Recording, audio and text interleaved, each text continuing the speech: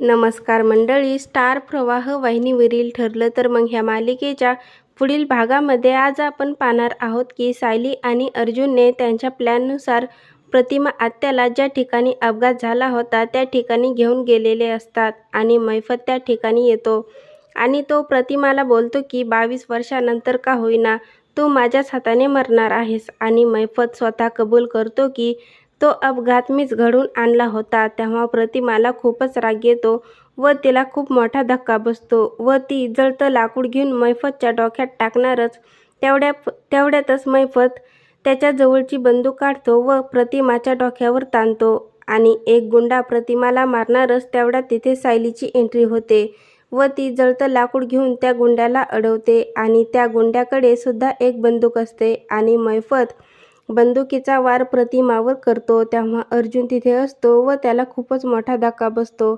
आता पुढील येणाऱ्या भागामध्ये नक्की मैफतने कोणाला ठार मारून टाकलं असेल हे पाहणं खूपच मजेदार ठरणार आहे.